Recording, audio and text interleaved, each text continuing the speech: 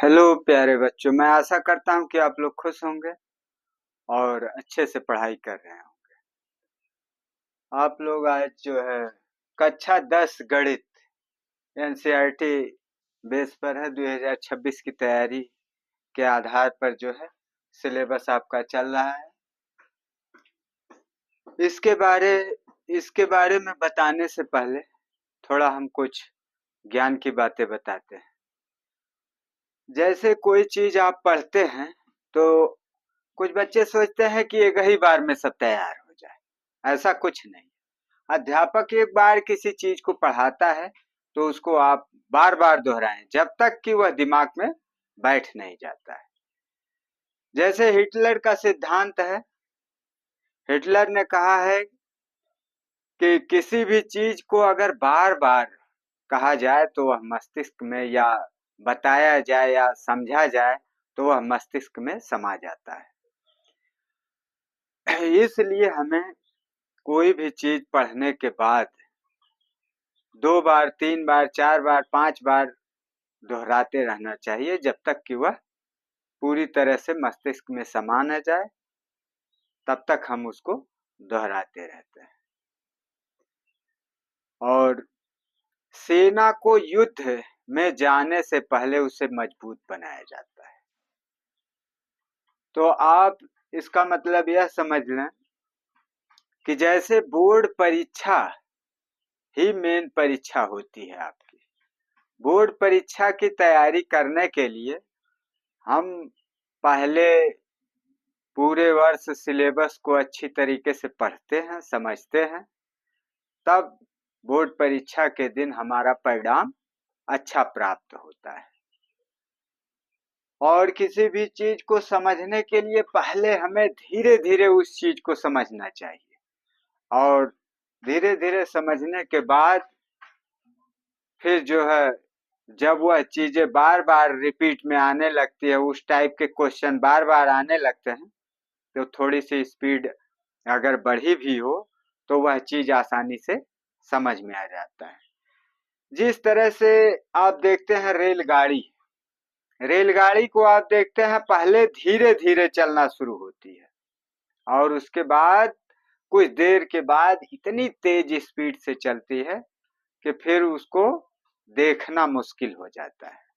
इसी तरह से कोई भी गाड़ी, हवाई जहाज हो, रेलगाड़ी हो, मोटरसाइकिल हो, साइकिल हो, कोई भी वाहन हो, तो वह पहले धीरे धीरे चालू होता है और फिर बाद में स्पीड पकड़ लेता है।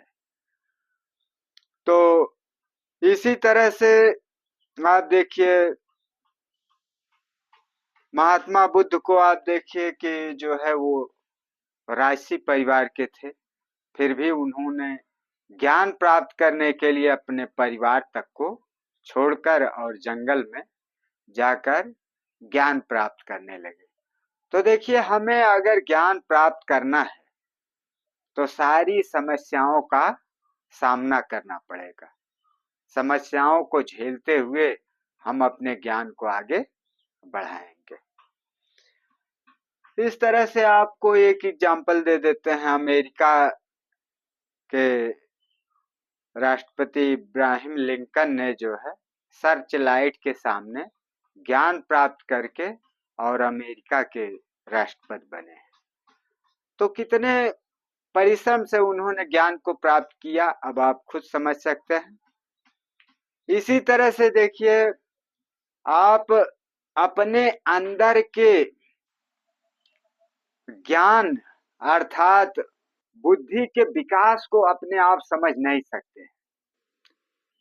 इसके एग्जाम्पल में जैसे रामायण में आप जानते हैं हनुमान जी हैं।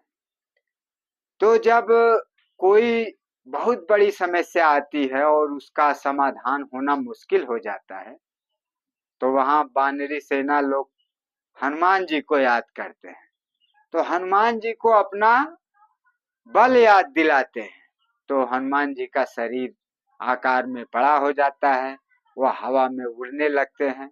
खैर काल्पनिक घटना ही हो।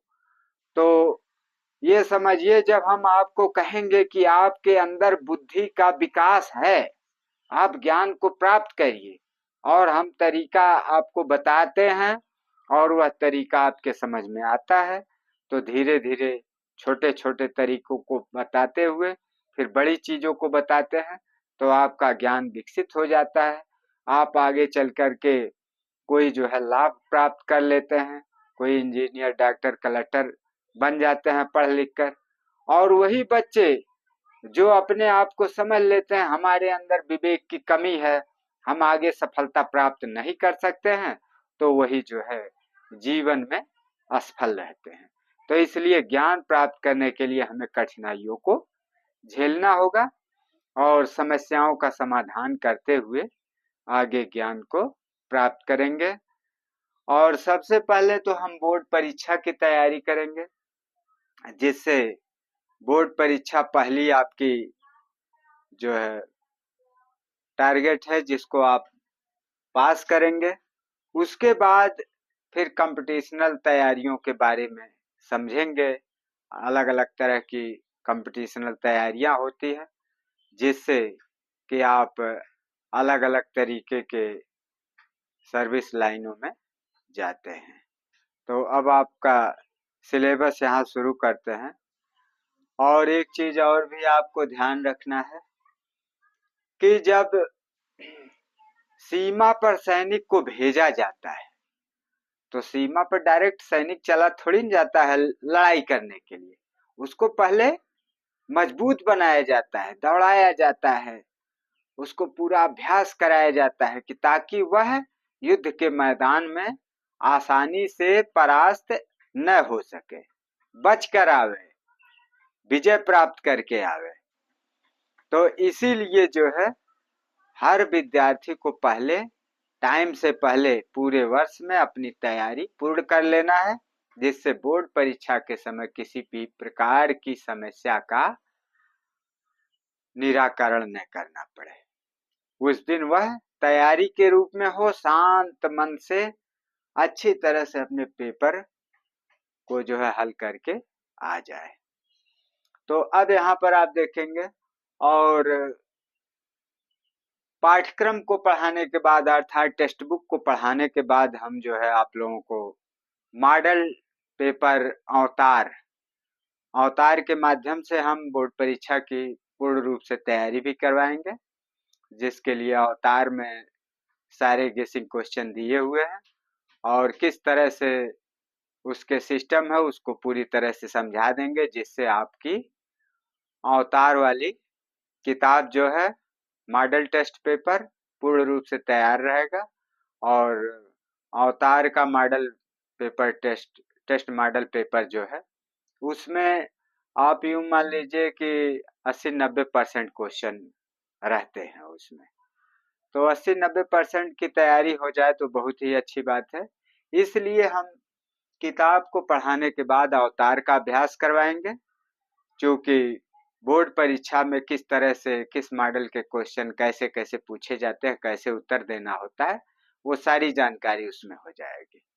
तो अब हम पहले जो है टेक्स्ट बुक की तरफ जो है इंगित करते हैं। तो यहाँ पर देखिएगा कक्षा 10 गणित एनसीईआरटी पैटर्न के आधार पर 2026 की तैयारी आप लोगों के शुरू हो रही है, जिसमें विषय सूची है। यह बगल में जो अंक निर्धारित किए गए हैं वह एक अनुमानित रूप में है।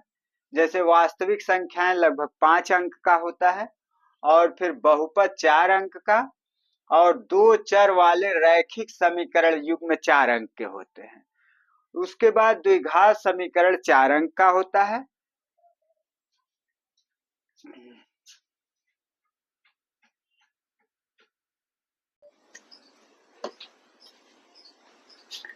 इसके बाद आप देखेंगे पांचवा समांतर श्रेणियां 6 अंक का और त्रिभुज 5 अंक का, निर्देशांक ज्यामिति 5 अंक का, त्रिकोणमिति का परिचय 6 अंक, त्रिकोणमिति के कुछ अनुप्रयोग 6 अंक, ऊंचाइयां और दूरियां त्रिकोणमिति के कुछ प्रयोग के अंतर्गत आते हैं।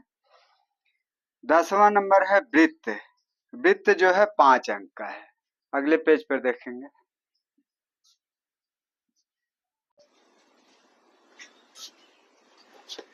11वां नंबर देखिएगा वृत्तों से संबंधित क्षेत्रफल 5 अंक पृष्ठीय क्षेत्रफल और आयतन 5 अंक, सांख्यिकी 5 अंक, 14वां प्रायिकता 5 अंक।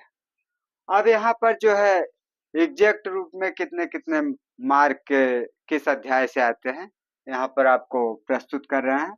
अध्याय 1 से 5 अंक का आता है। अध्याय 2, 3, 4, 5 से कुल मिलाकर 18 अंक का प्रश्न आता है। अध्याय 6, 10 से मिलाकर कुल 10 अंक का प्रश्न आता है। अध्याय 7 से 5 अंक का प्रश्न आता है। अध्याय 8, 9 से 12 अंक का प्रश्न आता है। अध्याय 11, 12 से कुल 10 अंक का प्रश्न आता है। अध्याय 13, 14 से कुल 10 अंक का प्रश्न आता है। कुल जोड़ने पर टोटल जो है 70 अंक के प्रश्न किताब से आते हैं।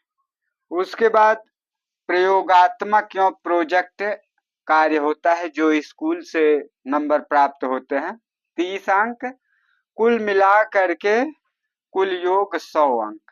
आपकी मार्कशीट कुल जो है 100 अंकों की होती है। अब यहाँ पर गणित की पढ़ाई करने से पहले हम यह जान लेते हैं कि गणित के जन्मदाता कौन है। तो गणित के जन्मदाता फादर ऑफ मैथमेटिक्स आर्किमिडीज हैं। आर्किमिडीज ने ही गणित की खोज की है। आर्किमिडीज एक प्रसिद्ध यूनानी गणितज्ञ, भौतिक विज्ञानी और इंजीनियर थे। गणितज्ञ भी थे और ये भौतिक विज्ञान के विशेष जानकार थे और एक इंजीनियर के पद पर थे और ये यूनान के रहने वाले थे। तो आप इनके बारे में अच्छी तरह से जान लिए हैं कि गणित के जन्मदाता आर्किमिडीज हैं। यह यूनान के रहने वाले हैं। यूनान एक देश है, उस यूनान देश के रहने वाले हैं और इन्होंने जो है गणित के साथ साथ भौतिक विज्ञान की भी जानकारी प्रदान की है और ये एक इंजीनियर के पद पर थे। तो अब यहाँ पर आप देखेंगे आगे एक एक अध्याय के बारे में डिटेल आपको बताया जाएगा। अब अध्याय शुरू होने से पहले आप लोगों को बता दें कि जो है लाइक सब्सक्राइब करते रहिएगा। चैनल को सब्सक्राइब और वीडियो को लाइक करते रहिएगा।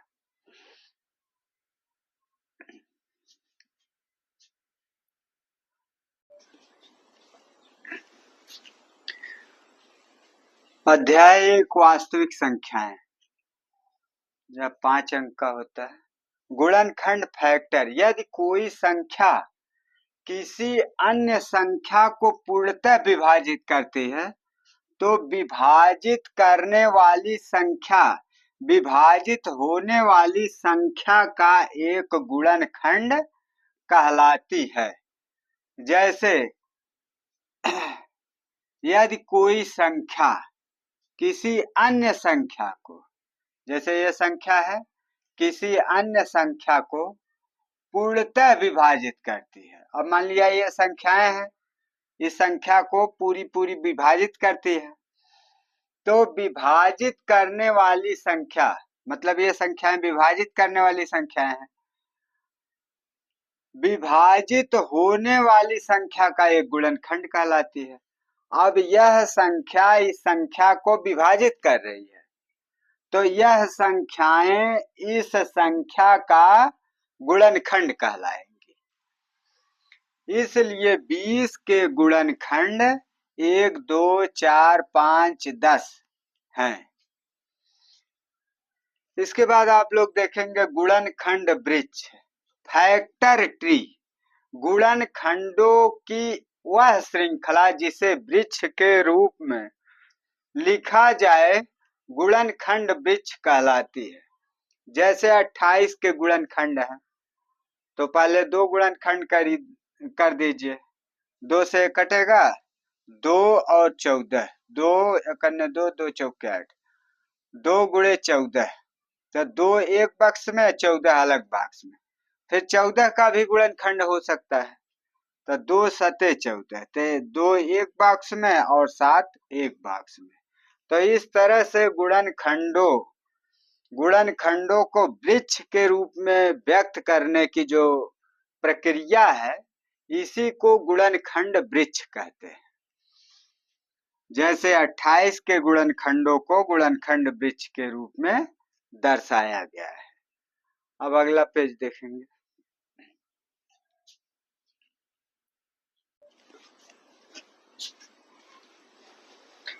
अब इसमें देखिएगा आप लोग, अंगणित की आधारभूत प्रमेय। आधारभूत प्रमेय क्या है? प्रत्येक भाज्य संख्या को अभाज्य संख्याओं के गुणनफल के रूप में व्यक्त किया जा सकता है।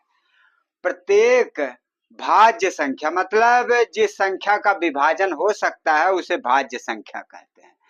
तो प्रत्येक भाज्य संख्या को अभाज्य संख्याओं के गुणनफल के रूप में व्यक्त किया जाता है। तो इसमें कहा जा रहा है भाज्य संख्या मतलब जिस संख्या में भाग हो सकता है उस संख्या के गुणनखंडों को अभाज्य संख्याओं का गुणनफल कहते हैं, है ना।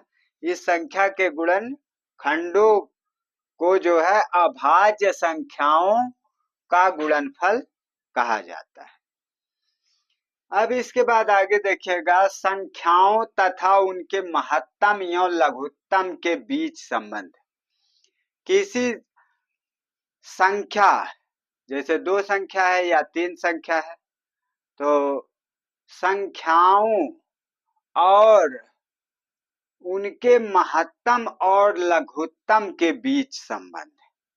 तो यहाँ पर आप देखेंगे कि पहली स्थिति में 2 धनात्मक पूर्णांकों a और b के लिए अगर कोई 2 संख्याएं a और b हैं, तो इसके लिए यहाँ पर सूत्र है कि महत्तम समापवर्तक AB मतलब दोनों संख्याओं का महत्तम गुणे दोनों संख्याओं का लघुत्तम बराबर दोनों संख्याओं का गुणनफल। पहली संख्या A, दूसरी संख्या B है। तो पहली संख्या दोनों संख्याओं का महत्तम गुणे दोनों संख्याओं का लघुत्तम बराबर दोनों संख्याओं का गुणनफल।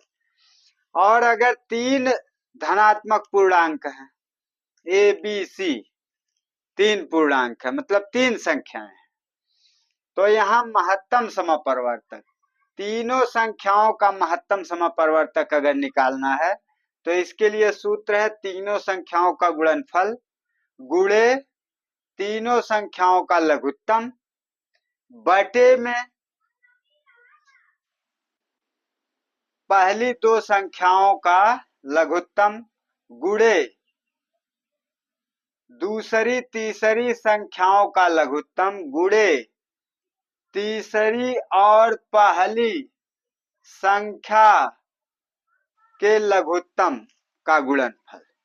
तो मतलब तीनों संख्याओं का गुणनफल गुणे तीनों संख्याओं का लघुत्तम और फिर नीचे जो पहली दूसरी संख्या का लघुत्तम, फिर दूसरी तीसरी संख्या का लघुत्तम का गुणनफल, फिर लास्ट में तीसरी और पहली संख्या के लघुत्तम का गुणनफल लिखा जाता है बटे में। इसी तरह से अगर लघुत्तम समापवर्तक निकालना हो तीनों संख्याओं का, तो इसके लिए तीनों संख्याओं का गुणनफल ऊपर लिखेंगे और गुणे महत्तम समापवर्तक तीनों संख्याओं का, फिर बटे में पहली 2 संख्याओं का महत्तम गुणे दूसरी 2 संख्याओं का बीच वाली और लास्ट वाली संख्या का महत्तम गुणे लास्ट और पहली वाली संख्या का महत्तम समापवर्तक का गुणनफल लिखते हैं। तो इस तरह से हम जो है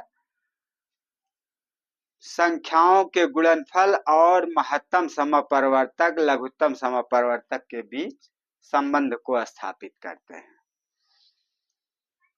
तो अगले पेज पर देखिएगा,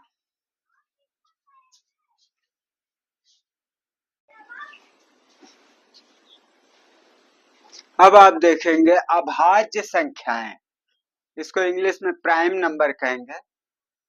एक से बड़ी वे प्राकृत संख्याएं जो एक या स्वयं के अलावा किसी और से विभाजित न। तो अभाज्य संख्याएं वे संख्याएं होती हैं जो सिर्फ स्वयं से विभाजित हो और किसी अन्य संख्या से विभाजित न हो, या तो एक से विभाजित हो और या तो स्वयं से विभाजित हो। जैसे यहाँ पर पहली अभाज्य संख्या 2 है। 2 या तो एक से विभाजित हो सकती है और या तो 2 से विभाजित हो सकती है। एक से विभाजित होगी या तो 2 से विभाजित होगी। 3 है तो 3 या तो 1 से विभाजित होगा और या तो 3 से विभाजित होगा।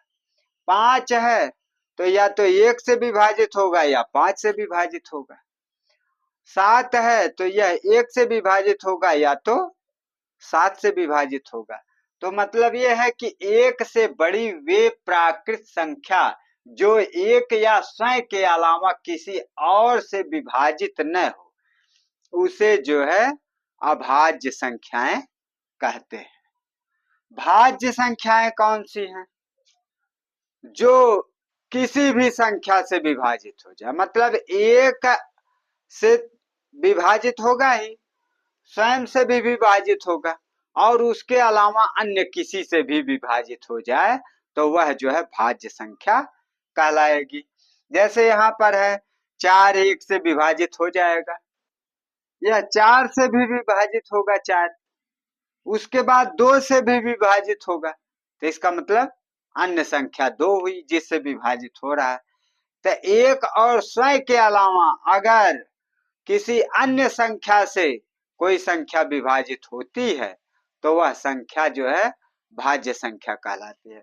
अब देखिए 6 है, 1 से भी कटेगा और 6 से भी कटेगा और इसके बाद 2 3 से भी कटेगा, तो इसका मतलब एक और स्वयं के अलावा यह संख्याएं जो है किसी अन्य संख्या से विभाजित हो रही है, इसलिए 4 6 8 9 ये संख्याएं जो है क्या है? भाज्य संख्याएं। तो एक से बड़ी वे प्राकृतिक संख्या जो एक या स्वयं के अलावा किसी और से विभाजित हो जाए वह जो है भाज्य संख्या कहलाती है। इसके बाद अभाज्य संख्याएं। अभाज्य संख्या को जो है, भाज्य संख्या को इंग्लिश में कंपोजिट नंबर कहते हैं। इसके बाद अभाज्य संख्याएं। अभाज्य संख्या को इंग्लिश में को प्राइम नंबर कहते हैं। अभाज्य संख्याएं किसको कहा जाएगा? ऐसी अभाज्य संख्या,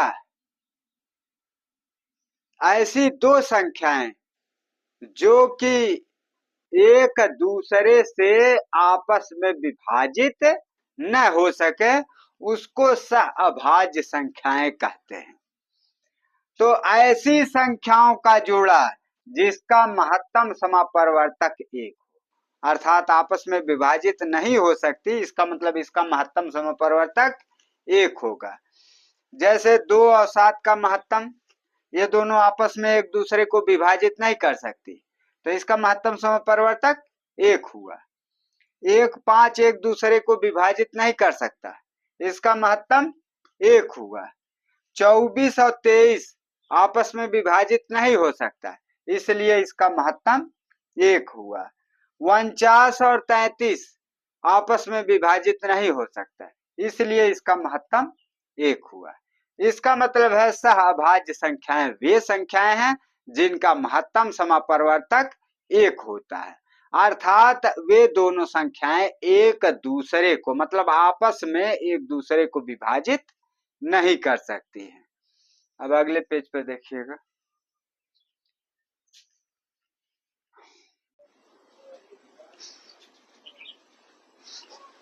अब आप देखिएगा परिमेय संख्याएं, रेशनल नंबर, इसको इंग्लिश में रेशनल नंबर कहते हैं और इसको Q से डिनोट करते हैं। तो परिमेय संख्याएं कौन सी संख्याएं होती हैं जिसे P/Q के रूप में लिखा जा सके और Q कभी शून्य न हो? तो एक ऐसी संख्या जिसे P/Q के रूप में लिखा जा सके या बदला जा सके उसे परिमेय संख्या कहते हैं, जहां q is not equal to 0, मतलब इसका हर कभी शून्य नहीं होना चाहिए, और p तथा q पूर्णांक हो, और p और q जो है कोई न कोई पूर्णांक हो, मतलब करणीगत संख्या न हो। अब 0/1 बराबर 0, शून्य में अगर किसी संख्या से भाग देते हैं तो उसका मान 0 आता है, तो ये पूर्णांक है, तो इसीलिए जो है बटे में 0 नहीं है, इसलिए यह परिमेय संख्या हो सकती है। करणी में 4 है, करणी में 4 करणीगत संख्या तो अपरिमेय संख्या होती है, लेकिन करणी में 4 जो है परिमेय संख्या है, क्योंकि इसका वर्गमूल अगर हम निकालते हैं बगल में, करणी में 4 तो 4 2 का वर्ग है, तो 2 की करणी 2 की घात, यह करणी से बाहर आ जाएगा, अर्थात 2 हो जाएगा। इसलिए करणी में 4 जो है परिमेय संख्या है, क्योंकि यह करणीगत नहीं है, करणी से बाहर हो रहा है, तो इसलिए करणी में 4 जो है परिमेय संख्या है। तुल्य परिमेय संख्याएं, तुल्य परिमेय संख्याएं उसे कहते हैं जो एक जैसी परिमेय संख्या के भिन्न भिन्न रूप होते हैं, उसी को तुल्य परिमेय संख्याएं कहते हैं। जैसे यह 1/2 का रूप है, 10/20, काट दीजिए 1/2 आ गया, इसको काटिए 25 दूना 50, 1/2 आ गया। 47 दूना 94, 7 दूना 14, 4 दूना 8, 1 9, 94, 1/2 हो गया। तो इसका मतलब यह सभी संख्याएं 1/2 का रूप है। तो एक संख्या के अगर भिन्न भिन्न, एक परिमेय संख्या के अगर भिन्न भिन्न रूप प्राप्त होते हैं, तो वह सभी रूप जो है तुल्य परिमेय संख्याएं कहलाती है। अब इसके बाद आप देखेंगे अपरिमेय संख्याएं। अपरिमेय संख्या को इरेशनल नंबर कहते हैं, इरेशनल नंबर अपरिमेय संख्या को कहते हैं, और परिमेय संख्या को रेशनल नंबर। अब इसके बाद देखिए अपरिमेय संख्याएं क्या है। एक ऐसी संख्या जिसे p/q के रूप में नहीं लिखा जा सकता, इसको p/q के रूप में नहीं लिख सकते हैं। जैसे करणीगत संख्याएं, करणीगत संख्याएं जो है अपरिमेय संख्याएं होती है।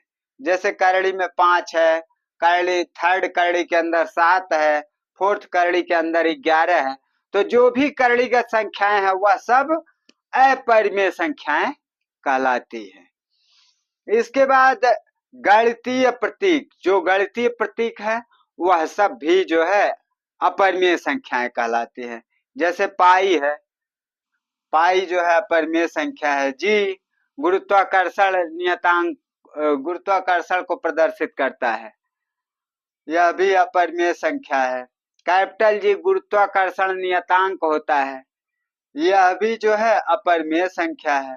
एप्सिलॉन 0 यह भी नियतांक है, इसलिए अपरिमेय संख्या है। ई जो है चरघातांकीय श्रेणी का संकेत है। तो जो भी संकेतांक होते हैं वह सभी जो है अपरिमेय संख्या होती है। अब यहाँ एक चीज आप यहाँ देखेंगे कि पाई बराबर 22/7, पाई संकेतांक है इसलिए अपरिमेय संख्या है, और 22/7 पूर्ण रूप से शुद्ध अंक के रूप में है, इसलिए यह 22/7 परिमेय संख्या है। अब अगले पेज पर देखिएगा,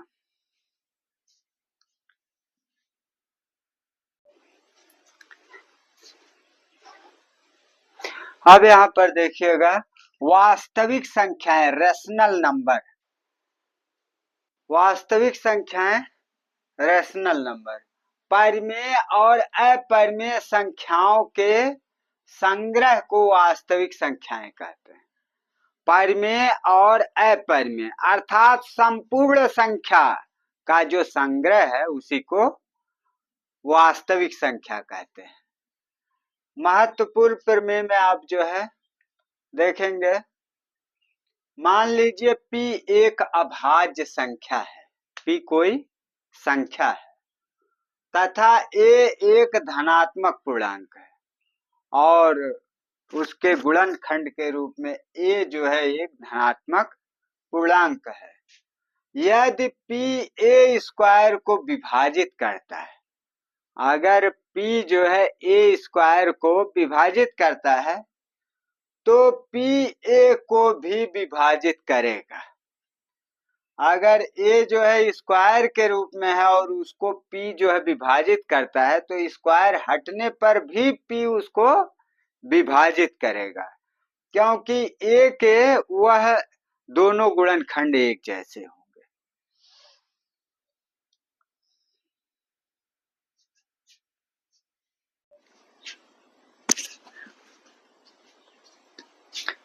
इस प्रश्न में आप लोग देखिएगा, संख्याओं 4 पावर n पर विचार कीजिए जहां n एक प्राकृत संख्या है।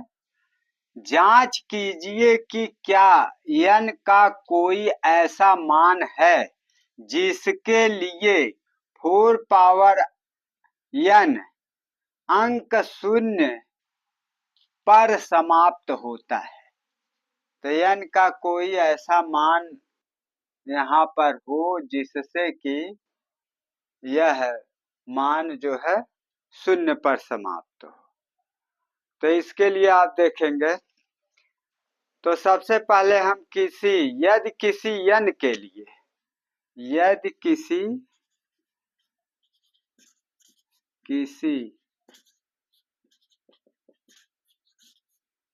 n के लिए, तो n के लिए हम यहाँ पर हल करते हैं। तो संख्या 4 पावर n, संख्या 4 पावर n शून्य पर समाप्त होगी तो वह 5 से विभाजित होगी। तो संख्या 4 पावर n, संख्या 4 पावर n शून्य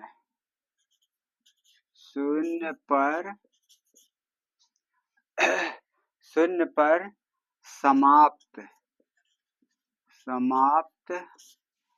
होगी तो शून्य पर समाप्त होगी तो वह 5 से विभाजित होगी। तो वह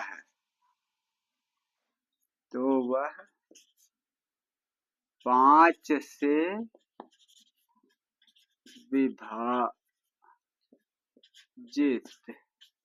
विभाजित होगी, 5 से विभाजित होगी। अब इसके लिए आप यहाँ पर देखेंगे, जैसे 4 पावर n बराबर, तो इस 4 को हम 2 के गुणनखंड के रूप में लिख सकते हैं। तो 2 पावर 2 और बाहर से पावर n की है। अब इसके बाद हम जो है इस घात का घात में गुणन कर देंगे तो ये हो जाएगा 2 पावर 2n, 2 पावर 2n प्राप्त हो गया। तो यहाँ पर देखा जा रहा है 4 पावर n के गुणनखंड में 4 पावर n के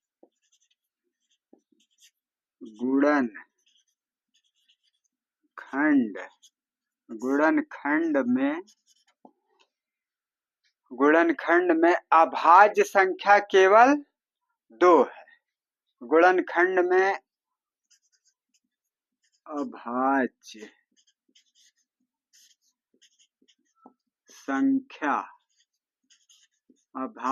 संख्या केवल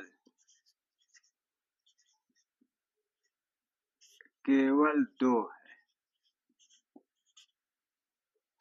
इसके गुणनखंड में आप देख रहे हैं तो अभाज्य संख्या केवल 2 है।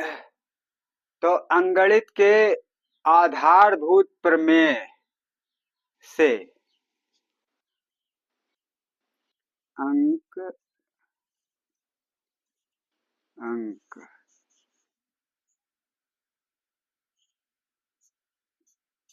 गणित, अंक गणित के आधारभूत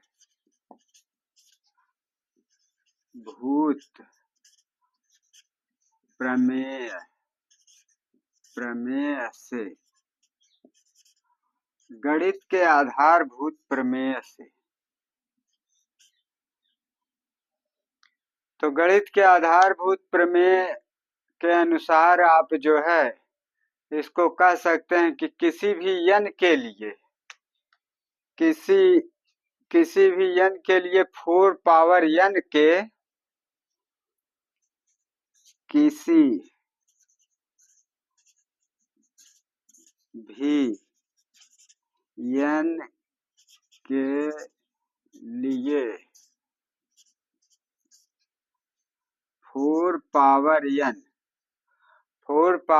n के अभाज्य गुणनखंड में संख्या 5 नहीं आती। इसके गुणनखंड में जो है 5 संख्या नहीं आ रही है। कि अभाज्य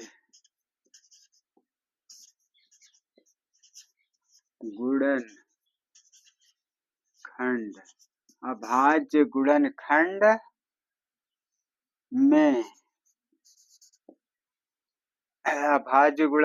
में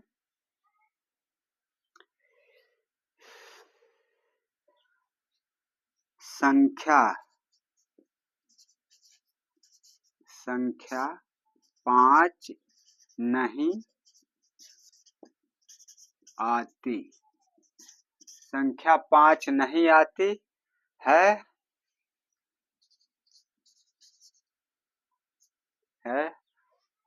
अतः ऐसी कोई भी प्राकृत संख्या n नहीं है। अतः ऐसी कोई प्राकृत संख्या n नहीं है। प्राकृत संख्या n नहीं है जिसके लिए 4 पावर n अंक शून्य पर समाप्त होगी। जिसके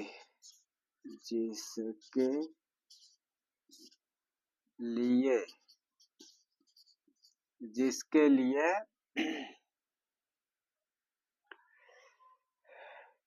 4 पावर n अंक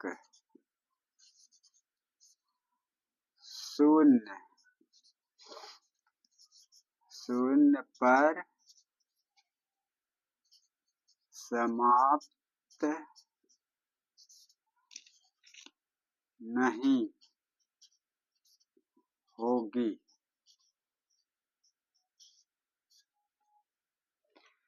तो यहाँ पर आप देखेंगे कि संख्याओं 4 पावर n पर विचार कीजिए जहां n एक प्राकृत संख्या है। जांच कीजिए कि क्या n का कोई ऐसा मान है जिसके लिए 4 पावर n अंक शून्य पर समाप्त होता है। तो इसमें आप देख रहे हैं कि यदि किसी संख्या n के लिए संख्या 4 पावर n शून्य पर समाप्त होगी तो वह 5 से विभाजित होगी। अगर वह संख्या शून्य पर समाप्त होगी, शून्य पर समाप्त होने का मतलब क्या है? जैसे मान लिया 10 है तो यह क्या है? लास्ट अंक शून्य पर समाप्त हो रहा है तो 10 5 से कट जाएगा। 450 है, यह शून्य पर समाप्त हो रहा है तो इसका मतलब यह 5 से कट जाएगा। तो इसी तरह से यहां पर कहा जा रहा है कि n का जांच कीजिए कि क्या n का कोई ऐसा मान है जिसके लिए 4 पर पावर n जो है अंक शून्य अर्थात शून्य पर समाप्त होता है। तो ऐसा कोई अंक नहीं, क्योंकि आपको डायरेक्टली मैथमेटिकली रूप में भी बता सकते हैं। यहाँ साइड में जैसे 4 पर n की जगह पर मान लेते हैं शून्य की घात है, तो किसी संख्या पर शून्य की घात होती है तो उसका मान 1 होता है। तो 1 हो गया तो 1 5 से कटेगा? नहीं कटेगा। फिर आप देखिए 4 पावर 1, n की जगह पर अगर हम क्या लिख देते हैं, n की जगह पर 1 लिख देते हैं, तो यहाँ 1 लिखते हैं, 4 पावर n है ना, तो n की जगह पर अगर हम 1 लिखते हैं तो किसी संख्या पर अगर 1 की घात है तो उसका मान वही संख्या पुनः हो जाती है। तो इसका मतलब ये 4 हो गया।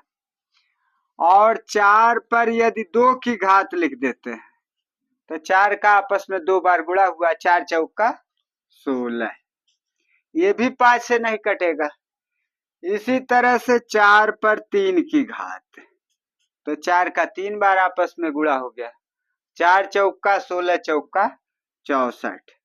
इस तरह से हम कितना भी मान अगर लेते जाएं n का 0 1 2 3 4 5 6 7, तो उसमें ऐसी कोई संख्या नहीं आएगी जिसके अंत में शून्य हो। तो इस मैथमेटिकली रूप में भी आपका स्पष्ट हो गया, जांच हो गया कि यह 4 पर पावर n का कोई भी ऐसा मान रखने पर शून्य पर समाप्त नहीं होता है, क्योंकि यहाँ देखने से स्पष्ट रूप से पता चल रहा है। तो प्रमेय के अनुसार गुणनखंड, अभाज्य गुणनखंड प्रमेय के अनुसार किसी भी n के लिए 4 पावर n के अभाज्य गुणनखंड में संख्या 5 नहीं आती है। अब इस 4 के गुणनखंड में कहीं पर 5 नहीं आता है। अगर 5 आता तो यह संख्या जो है n का मान शून्य, n का कोई भी मान रखने पर यह संख्या जो है 5 से विभाजित हो जाती। तो अगला देखिएगा।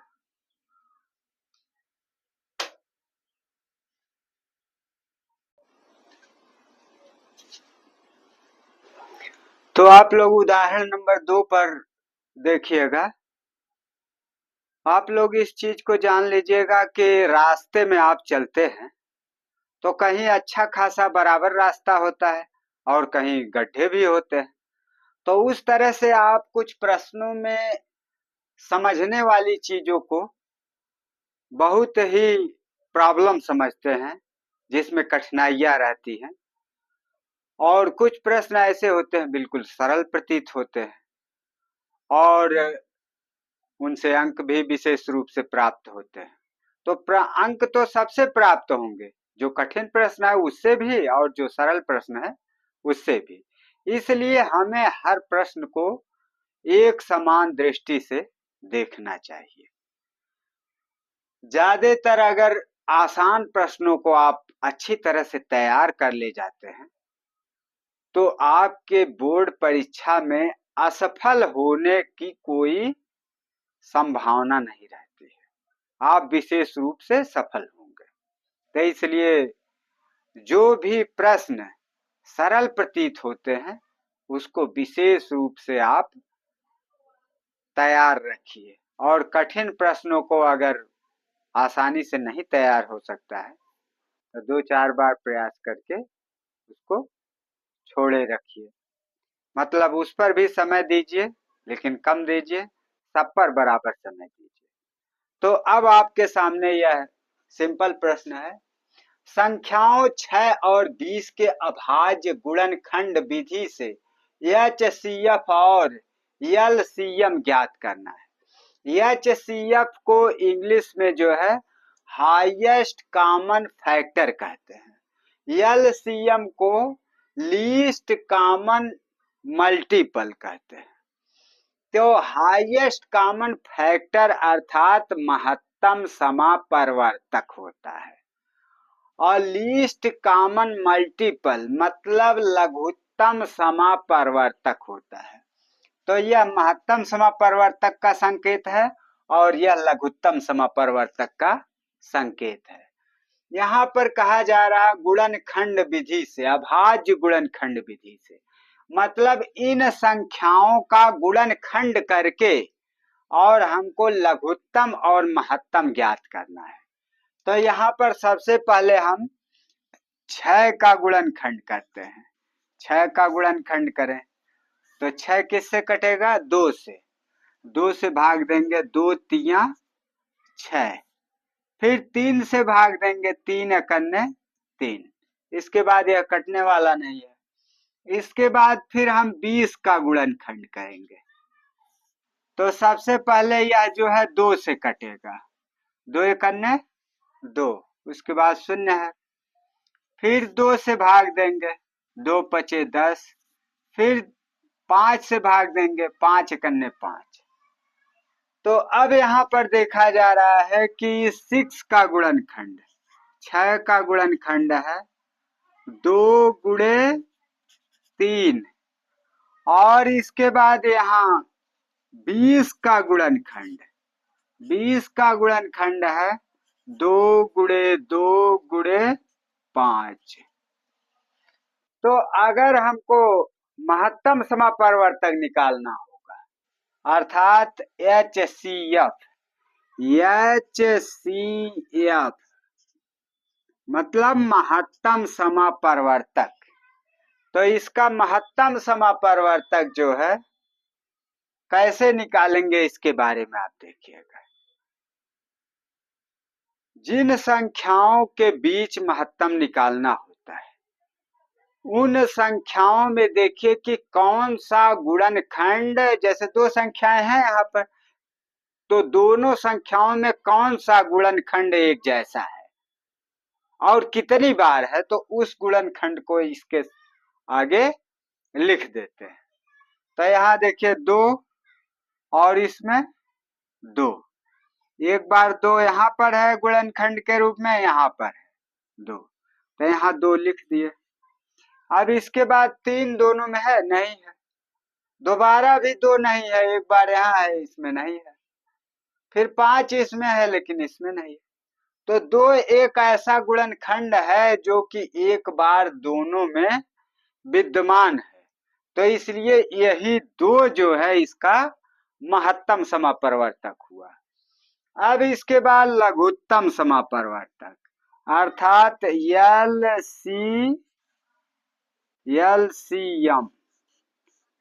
LCM अर्थात लघुत्तम समापरिवर्तक। तो लघुत्तम समापरिवर्तक निकालने के लिए आप यह चीज जान लीजिएगा कि दोनों में जितने गुणनखंड हैं, जितने टाइप के, उन सभी गुणनखंडों की सबसे बड़ी घात के रूप में यहाँ गुणनफल के रूप में लिखा जाता है। जैसे यहाँ देखिए 2 गुणे 3 है, यहाँ पर अगर देखा जाए तो यह 2 का गुणनखंड 2 बार आ रहा है, तो इसका मतलब इसको 2 पर पावर 2 लिख सकते हैं और गुणे 5 लिख सकते हैं। तो यहाँ पर अब देखा जा रहा है कि इसका गुणनखंड यहाँ है, इसका गुणनखंड यहाँ है, तो 2 का गुणनखंड दोनों में है लेकिन सबसे बड़ी घात के रूप में 2 घात के रूप में है, तो यहाँ लिखेंगे 2 पर 2 की घात गुणे, और वह गुणनखंड किसी में भी हो सकता है, कोई जरूरी नहीं है कि इसमें है तो इसमें नहीं है, दोनों में है या दोनों एक ही में है, वो सभी गुणनखंड लिए जाएंगे। तो यहाँ सबसे बड़ी घात के रूप में 2 पर 2 की घात के रूप में लिया गया। अब गुणे 3 है, इस पर कोई घात नहीं है, तो इसका मतलब सबसे बड़ी घात एक ही है, तो एक घात के रूप में, अर्थात सीधा सीधा 3 का गुणनखंड। फिर इसके बाद 5 है गुणनखंड के रूप में, इसमें है, तो गुणे 5 लिख देंगे। तो यहाँ पर आप देख रहे हैं 2 का गुणनखंड दोनों में है, सबसे बड़ी घात के रूप में यहाँ पर है, तो इसलिए 2 पर 2 की घात के रूप में। 3 का गुणनखंड एक ही में है तो गुणे 3 लिख दिया गया। 5 का गुणनखंड इसमें है तो गुणे 5 लिख दिया गया। मतलब किसी में हो, चाहे एक में, एक संख्या में हो, चाहे सभी संख्या में हो, उन सभी गुणनखंडों को लिया जाता है सबसे बड़ी घात के रूप में, और उसी का गुणनफल प्राप्त करने पर लघुत्तम समापरिवर्तक प्राप्त होता है। तो अब हम इसको लिखेंगे 2 पर 2 की घात, तो 2 गुणे 2 2 बार हो गया, गुणे 3 गुणे 5, तो ये हो गया 2 दूनी 4, 4 तियां 12 और 12 पंजे 60। तो इसका लघुत्तम समापरिवर्तक जो है 60 हो गया। तो महत्तम 2 और लघुत्तम 60 प्राप्त हुआ। अब उदाहरण नंबर 3 देखिएगा।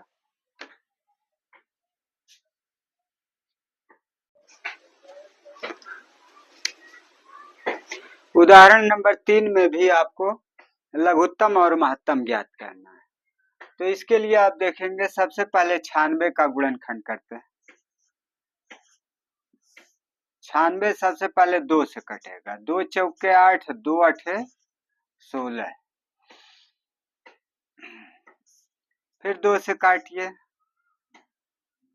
2 दूनी 4, 2 चौके 8, फिर 2 से काटिए, 2 करने 2, 2 दूनी 4, फिर 2 से काटिए, 2 छक 12, फिर 2 से काटिए, 2 तिया 6, फिर 2 से काटिए, अरे 3 से काटिए, 3 करने 3, फिर इसके बाद 404, इसके बाद 404 का गुणनखंड करिए, 404, तो 404 सबसे पहले 2 से कटेगा, तो 2 से काटिए, तो यहाँ बहुत बड़ा भाग है, अगर मान लिया किसी को प्रॉब्लम होता है तो बगल में भाग देकर दिखा देते हैं। 404 भागा 2, 2 दूनी 4, कट गया, फिर शून्य उतरा, भाग नहीं जाएगा, शून्य बढ़ा दीजिए, फिर अगला अंक उतार लिए, फिर 2 दूनी 4, पूरा पूरा कट गया, तो इसका मतलब 202, तो यहाँ आ गया 202, फिर 2 से भाग देंगे, 2 से भाग देंगे, तो यहाँ 202 भागा 2, 2 इकन्ने 2, कट गया, शून्य उतारिए, भाग नहीं जाएगा, शून्य बढ़ाइए, अगला अंक उतार लीजिए, फिर जो है 2 इकन्ने 2, पूरा पूरा कट गया, तो ये हुआ 2 इकन 101, फिर इसमें अब 2 का भाग नहीं जाएगा, और यह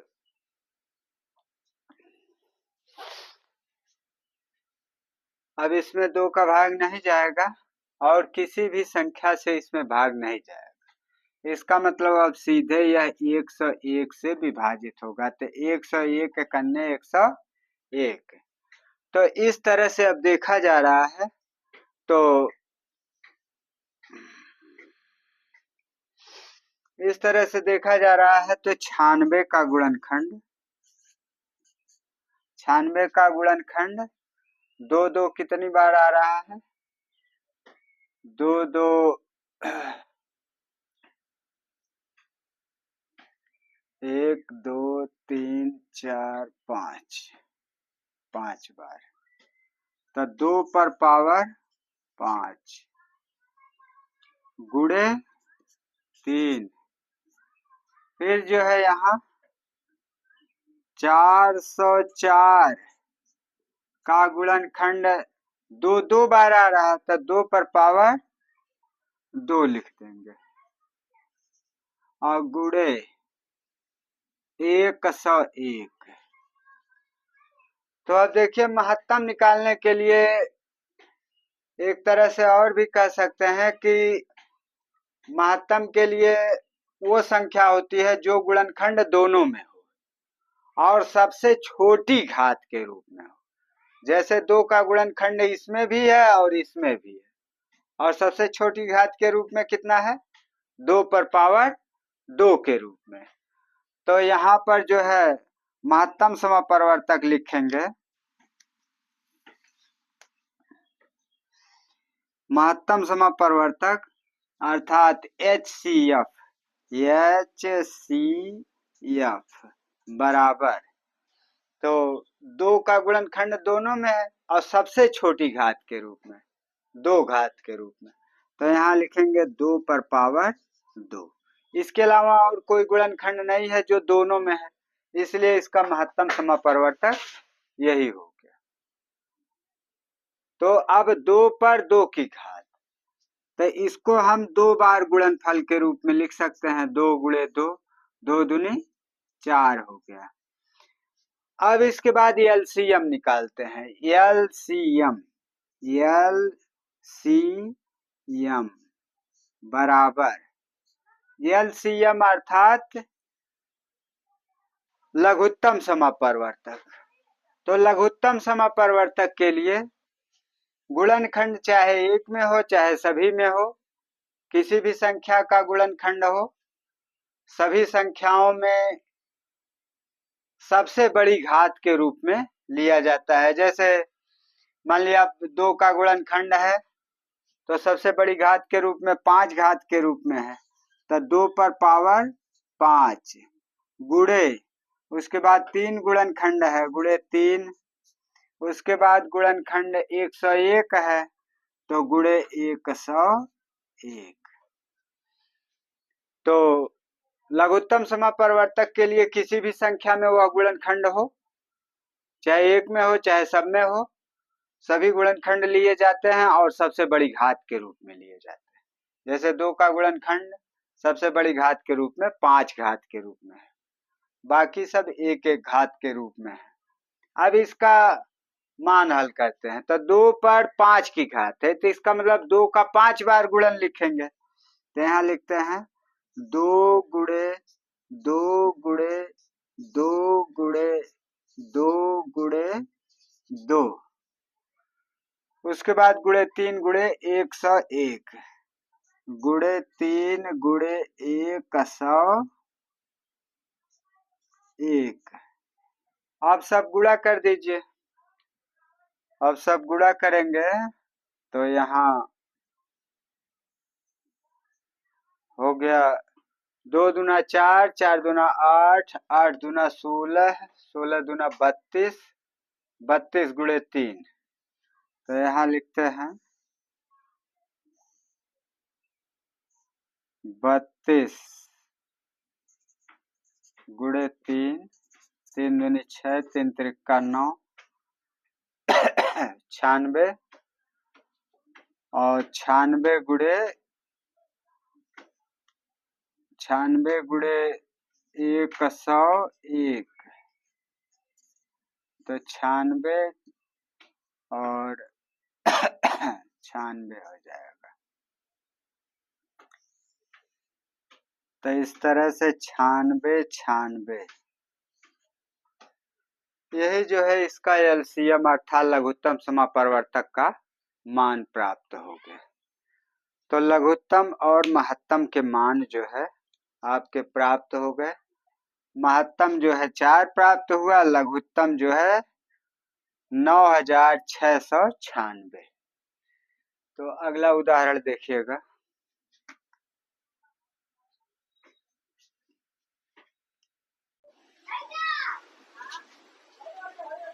यहाँ पर आप उदाहरण नंबर 4 में देखेंगे 6, 72 और 120 का अभाज्य गुणनखंड विधि द्वारा एचसीएफ और एलसीएम ज्ञात करना है।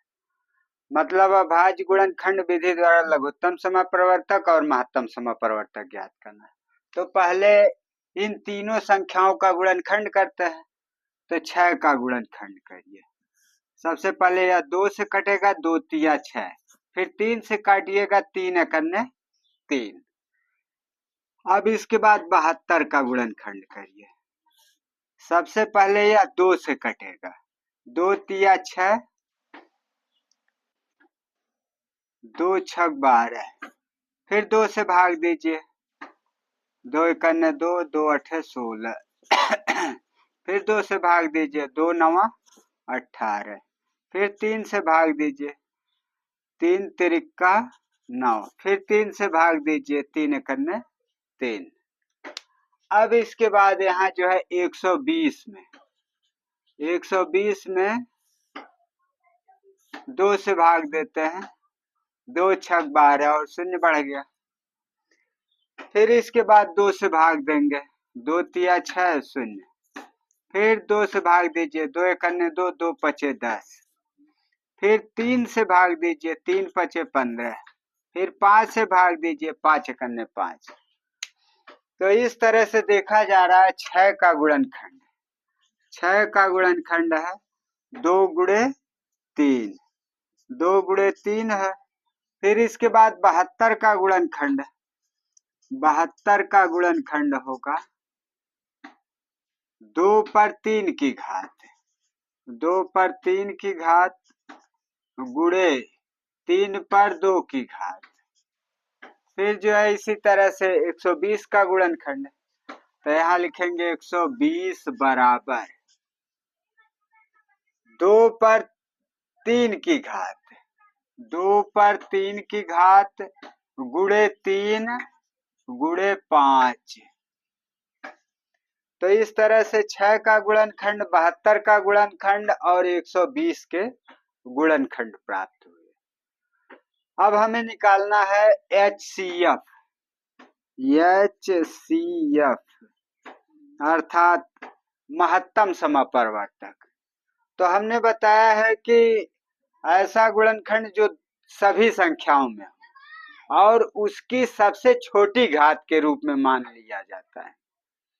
तो जैसे 2 का गुणनखंड इसमें भी है, इसमें भी है, इसमें भी है, लेकिन सबसे छोटी घात के रूप में 1 घात के रूप में है, तो इसलिए सिर्फ 2 लिखा जाएगा। इसके बाद 3 गुणनखंड इसमें भी है, इसमें भी है, इसमें भी है, तो सबसे छोटी घात के रूप में यहाँ पर है, तो इसलिए गुणे 3 लिखा जाएगा। अब इसके बाद ऐसा कोई गुणनखंड नहीं है जो इसमें भी हो, इसमें भी हो, इसमें भी हो, तो इनका गुणनफल, इन दोनों संख्याओं का गुणनफल जो है महत्तम समापवर्तक होगा, अर्थात 3 दूनी 6, 6 इसका जो है महत्तम समापवर्तक हुआ। अब इसके बाद जो है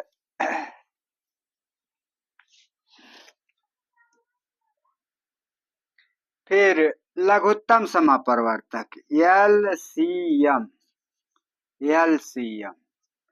तो LCM के लिए हमने बताया है कि वह गुणनखंड जो किसी में भी हो सबसे बड़ी घात के रूप में लिखा जाता है। जैसे 2 है, इसमें भी 2 की सबसे बड़ी घात गुणनखंड के रूप में 2 है, सबसे बड़ी घात के रूप में 3 घात के रूप में है, तो यहाँ लिखेंगे 2 पर पावर 3 गुणे, इसके बाद 3 गुणनखंड के रूप में है और सबसे बड़ी घात 2 की है, तो यहाँ लिखेंगे 3 पर पावर 2। उसके बाद जो है गुणनखंड 5 है, तो 5 डायरेक्ट लिख देंगे गुणे 5। अब इसको हल करने पर जो मान प्राप्त होगा वही जो है इसका लघुत्तम समापवर्तक होगा। तो 2 का 3 बार गुणन लिखेंगे, 2 गुणे 2 गुणे 2, और 3 का 2 बार गुणनखंड लिखेंगे, तो गुणे 3 गुणे 3 गुणे 5। तो अब यहाँ पर देखा जा रहा है कि 2 दूनी 4 दूनी 8 और 3 तिरिक्का 9, तो 9 6 9 54, लेकिन थोड़ा आसानी के लिए आप कर सकते हैं कि 2 का गुणा 5 में कर दीजिए, 2 5 का गुणन करने से शून्य वाले पद आ जाते हैं, जैसे 10 हो जाएगा और बाकी गुणन करके एक साथ लिख देंगे। जैसे 2 गुणे 2 आपका हो गया 4 और 3 तिरिक्का 9, 9 चौक, अब यहाँ 4 हुआ और गुणे यहाँ 3 तिरिक्का 9 हुआ, और यहाँ 5 का गुणा 2 से किए तो यहाँ 10 हो गया। अब यहाँ 9 चौक 36 और ये 10 का गुणा करेंगे 1 शून्य बढ़ जाएगा, तो 9 चौक 36। तो इस तरह से अगर हम जो है 2 और 5 को एक साथ गुणन करके शून्य के रूप में प्राप्त कर लेते हैं, 10, 100, 1000 के रूप में, तो उसको डायरेक्ट उसके साथ गुणन के रूप में, गुणन के बाद बाकी अंकों का गुणन करने के बाद शून्य के रूप में लास्ट में लिख सकते हैं। तो इस तरह से इसका महत्तम और लघुत्तम प्राप्त हुआ। अब उदाहरण नंबर 5 देखेंगे।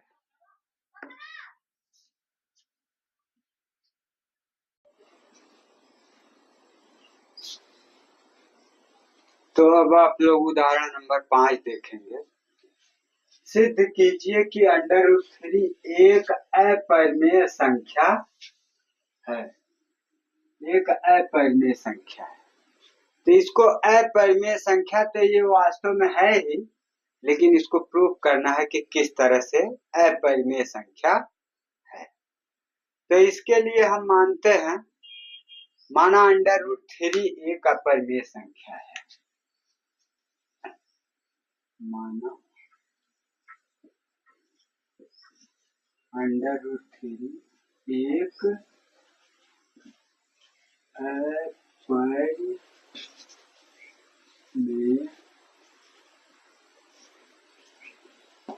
संख्या।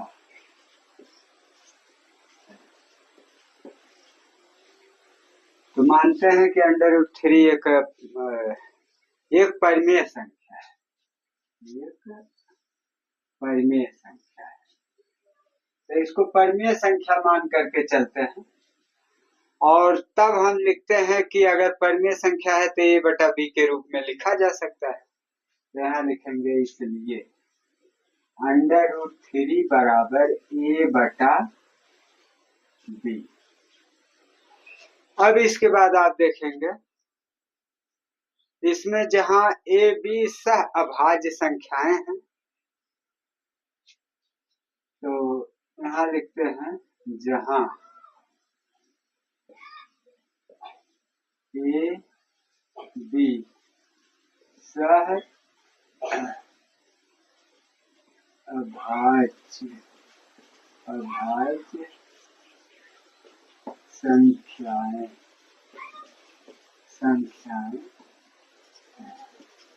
a b सह अभाज्य संख्याएं हैं, तथा b is not equal to 0, तथा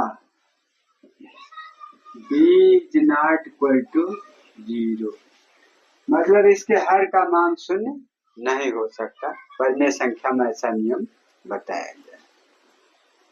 अब इसके दोनों पक्षों का वर्ग किया जाएगा। तो यहाँ लिखेंगे दोनों पक्षों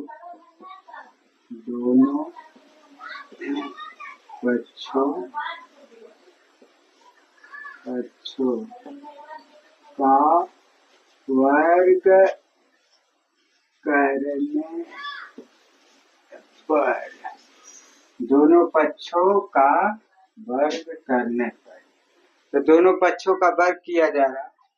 तो इस साइड में √3 इसका वर्ग हुआ, और इधर साइड में a बटा b इसका वर्ग हुआ।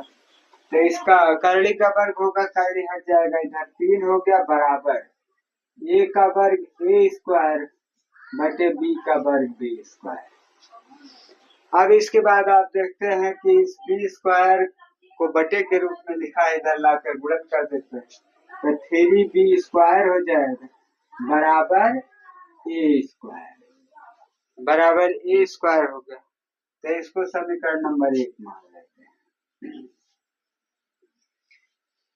अब जो है यहाँ पर देखा जा रहा है कि 3 का b स्क्वायर के साथ गुणनखंड, तो इसका मतलब यह a स्क्वायर को विभाजित करेगा। तो यहाँ लिखेंगे, अतः तो 3 का b स्क्वायर के साथ गुणनखंड है, इसका मतलब 3 जो है a स्क्वायर को विभाजित करेगा।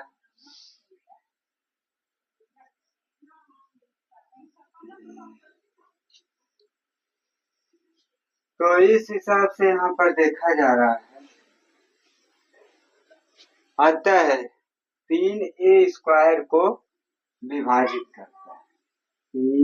अतः 3a² को विभाजित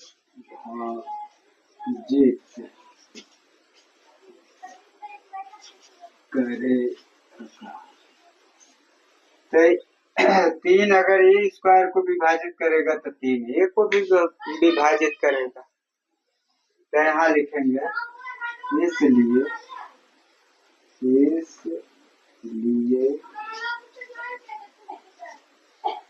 3a को भी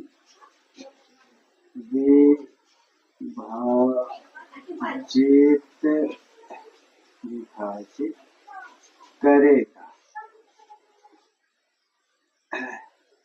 विभाजित करेगा। तो अब अगर हम जो है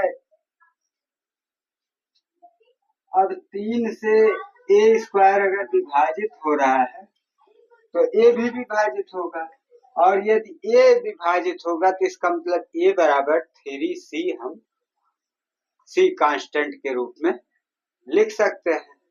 तो यहाँ लिखते हैं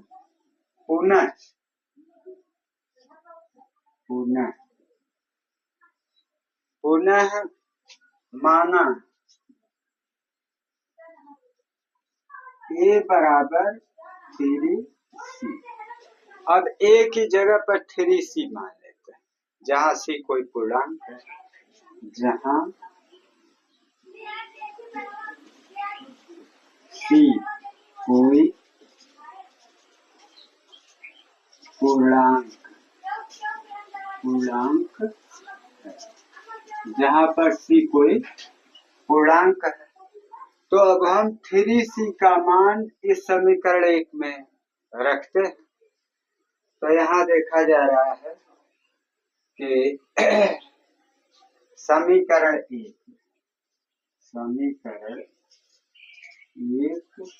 में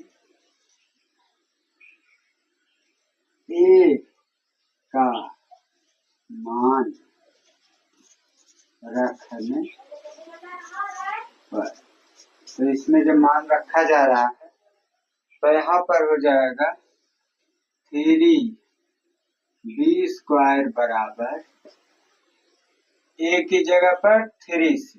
तो यहाँ लिखेंगे 3c का स्क्वायर, 3c का स्क्वायर। यह समीकरण नंबर 2। अब इसके बाद यहाँ पर 3b² बराबर 3 का स्क्वायर, 3 3 9, फिर c²। अब यहाँ पर इसके दोनों पक्षों में हम 3 से भाग दे सकते हैं। तो 3 से भाग देंगे तो यह b² बराबर 3 3 9, 3c²। तो इस तरह से आप देखते हैं कि b² बराबर 3c² हुआ। यहाँ 3 जो है b² को विभाजित करेगा। तो हम लिख देते हैं कि यहाँ 3 b² को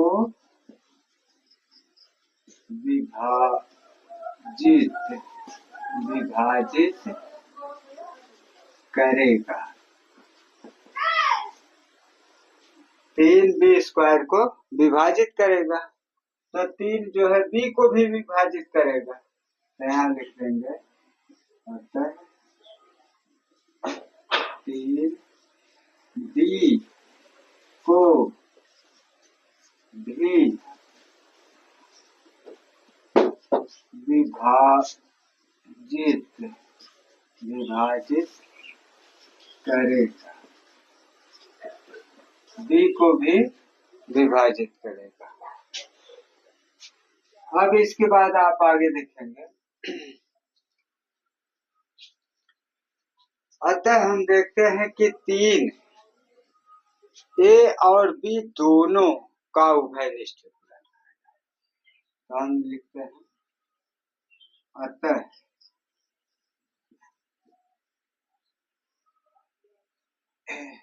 3 ए और बी दोनों का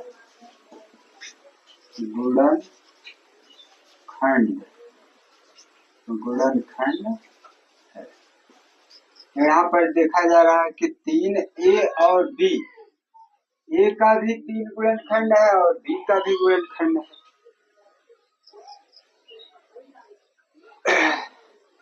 परंतु यह विरोधाभास, लेकिन ऐसा संभव नहीं, क्योंकि ऐसा संभव नहीं क्योंकि ए और बी सहभाज्य संख्या है। क्योंकि सहभाज्य संख्या मतलब ए और बी का केवल एक गुणनखंड है, एक से सिर्फ विभाजित होता है। तो 3 इसका गुणनखंड किसी भी हालत में नहीं हो सकता। तो यहाँ लिखेंगे अतः 3 ए और बी दोनों का गुणनखंड है, परंतु यह विरोधाभास है।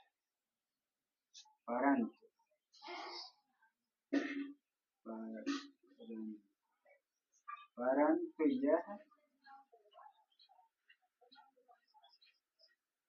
विरोधाभास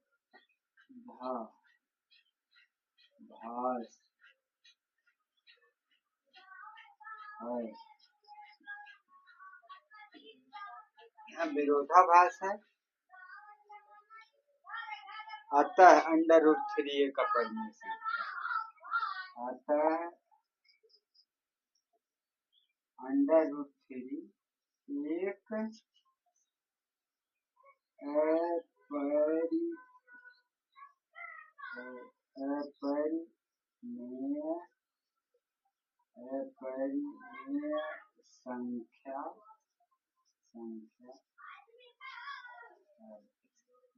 अपरिमेय संख्या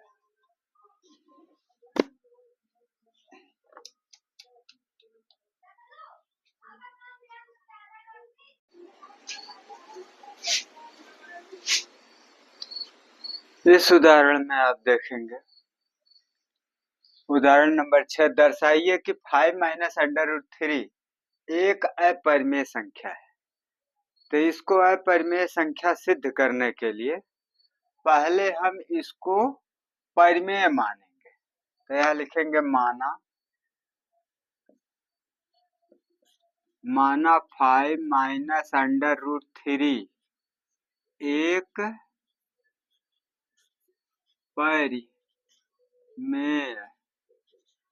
परिमेय संख्या है। तो जब हम इसको एक परिमेय संख्या मान लिए, तो परिमेय संख्या p/q के रूप में लिखी जाती है, अर्थात a/b के रूप में लिखी जाती है।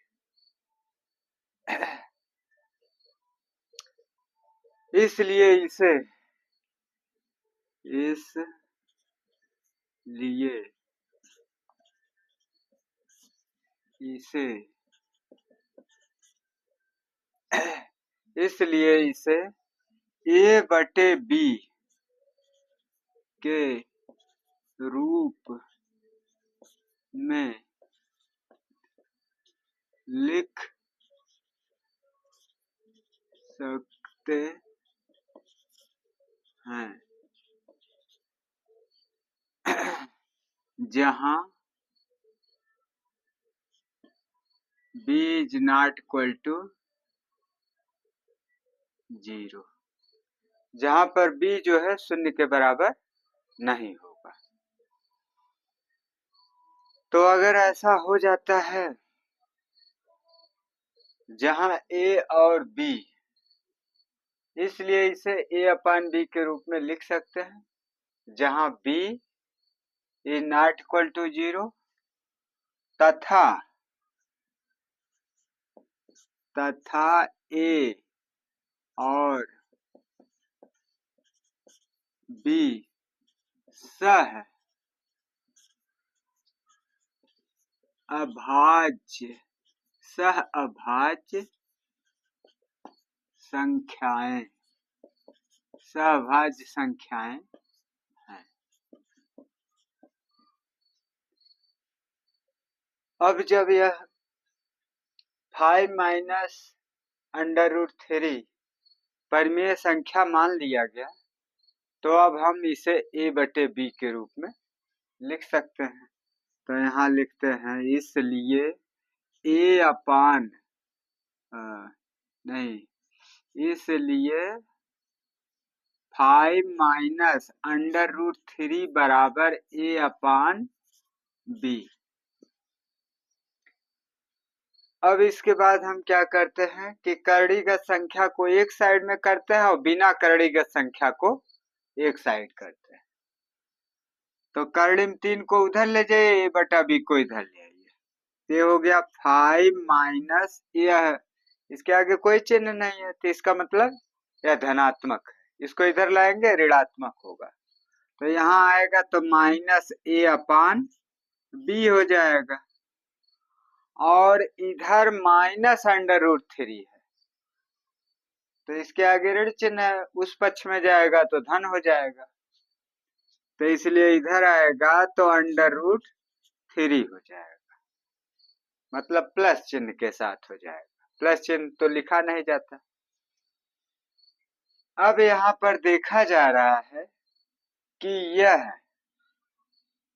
पूरा का पूरा परिमेय संख्या है, लेकिन इधर वाला पार्ट √3 है, अर्थात करणीगत संख्या है।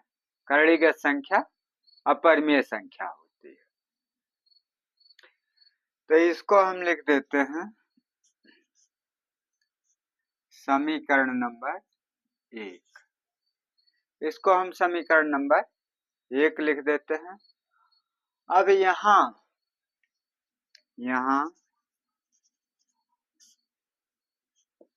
5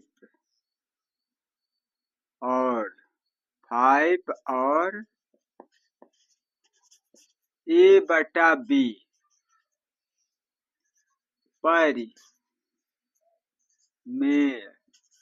परिमेय संख्याएं हैं। तो यहाँ पर देखा जा रहा है कि 5 और a/b परिमेय संख्या है, अतः इनका अंतर भी परिमेय संख्या होगा। तो यहाँ लिखेंगे अतः इनका अंतर भी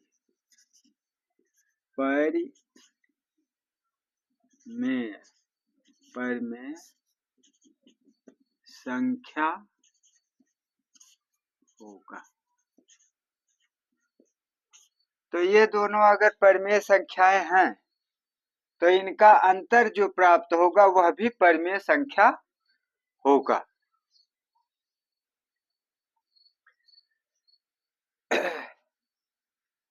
अब यहाँ पर देखा जा रहा है कि कर्णिम 3 कौन सी संख्या है। तो इसका मतलब ये है कि अगर इधर वाला अंतर परिमेय संख्या है तो ये भी परिमेय होना चाहिए।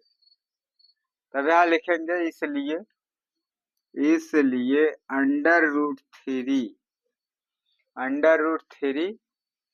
एक परिमेय संख्या है। √3 एक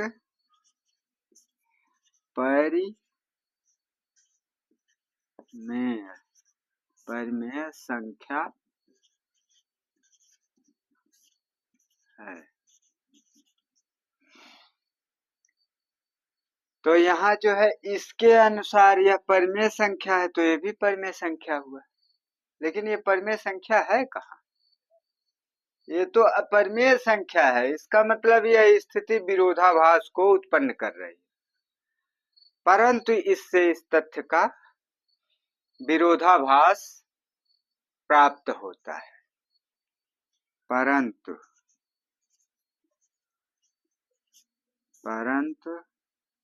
इस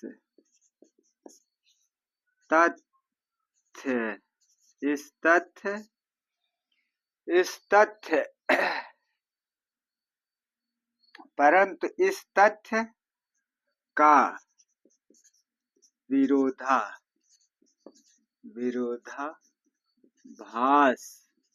विरोधाभास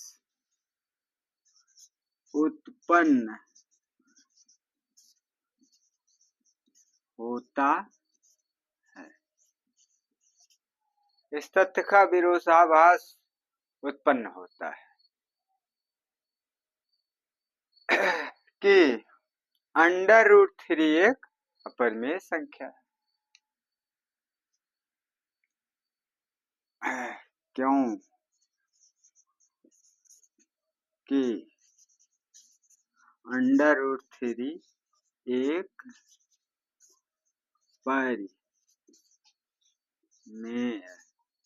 परिमेय संख्या है। अब चूंकि यहाँ वास्तविक सत्य तो ये है कि √3 कड़ीगत संख्या है अर्थात अपरिमेय संख्या है, तो परंतु इस तथ्य का विरोधाभास उत्पन्न होता है क्योंकि इसके अनुसार तो यह परिमेय संख्या हो रही है, लेकिन यह वास्तव में अपरिमेय संख्या है। तो इसका मतलब विरोधाभास को उत्पन्न करता है, विपरीत अर्थ को उत्पन्न करता है, क्योंकि √3 एक अपरिमेय संख्या है, एक अपरिमेय संख्या है। इसलिए हमारी परिकल्पना गलत है।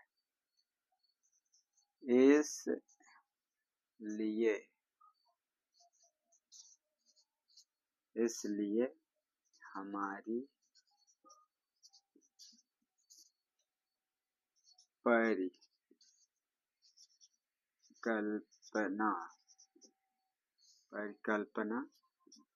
गलत है।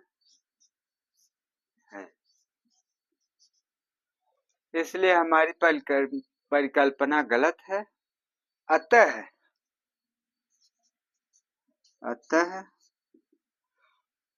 5 - √3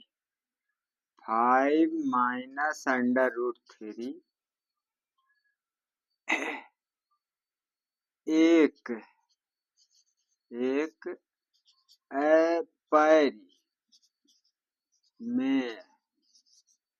अपरिमेय संख्या है।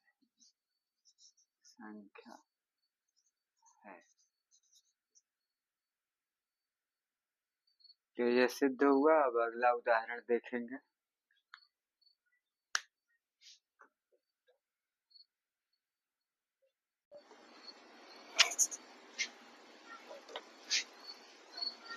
इस प्रश्न में आप लोग देखेंगे, दर्शाइए कि 3√2 एक अपरिमेय संख्या है।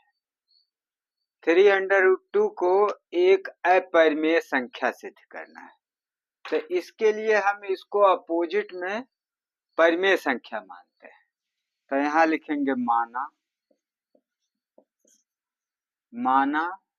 3√2 एक परिमेय संख्या है।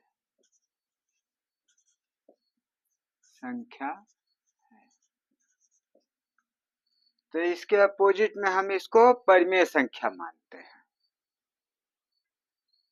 तब इसे a/b के रूप में लिख सकते हैं। तब इसे a/b के रूप में लिख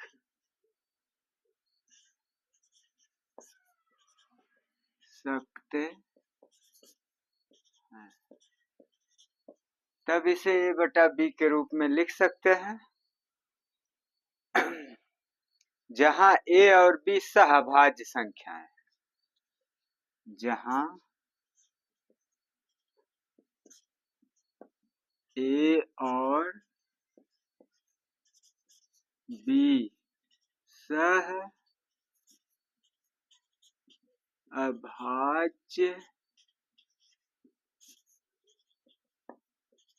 संख्याएं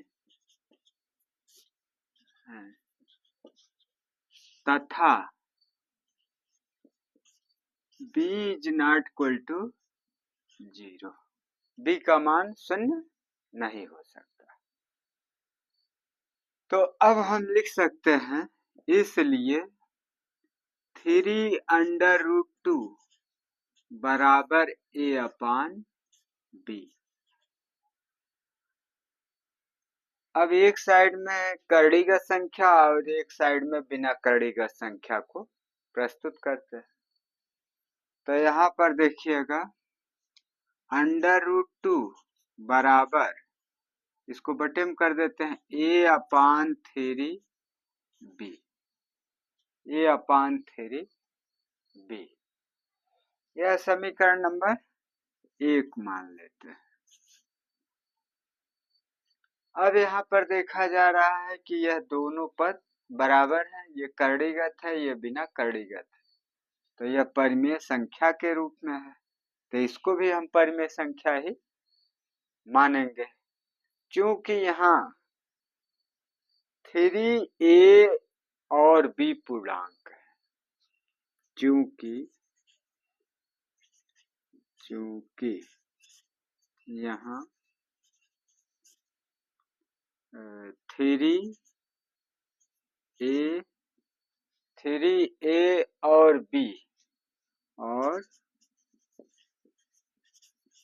b पूर्णांक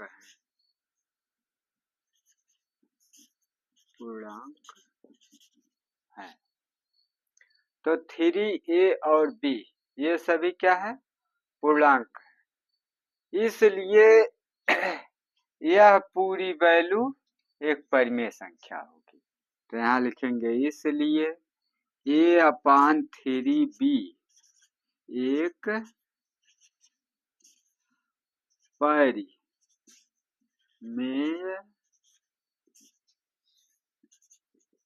संख्या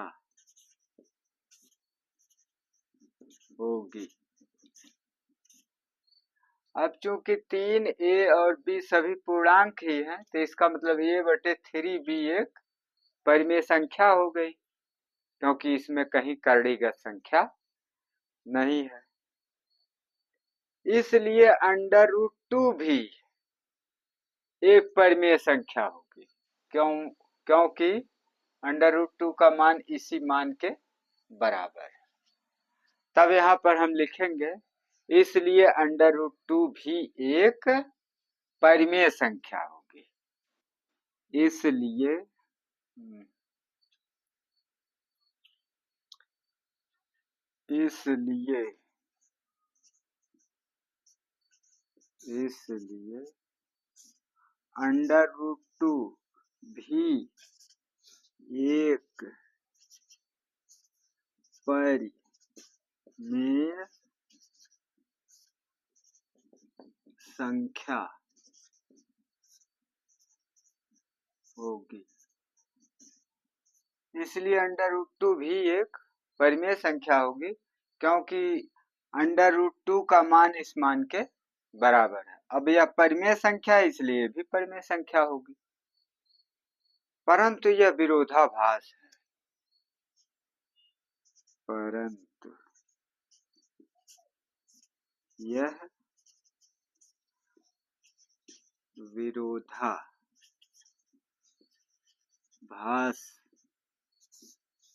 है। परंतु यह विरोधाभास है कि √2 एक अपरिमेय संख्या है, कि √2 एक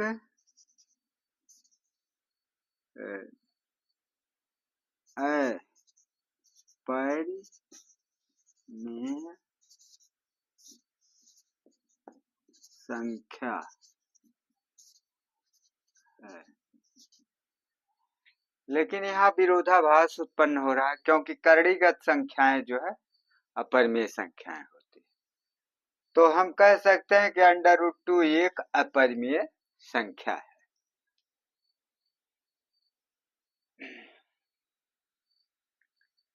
इसलिए इस प्रकार हमारी परिकल्पना गलत है। इस प्रकार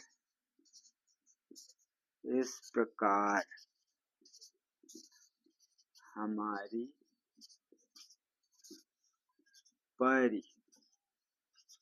परिकल्पना गलत है।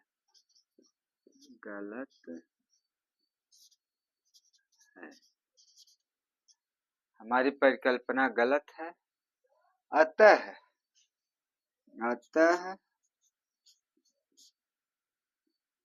3√2 एक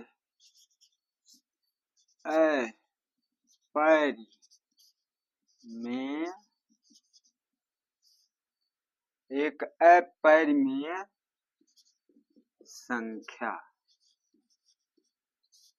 है। तो अब हम कह सकते हैं कि 3√2 एक अपरिमेय संख्या है। अब उदाहरण समाप्त हुआ, प्रश्नावली पर चलेंगे।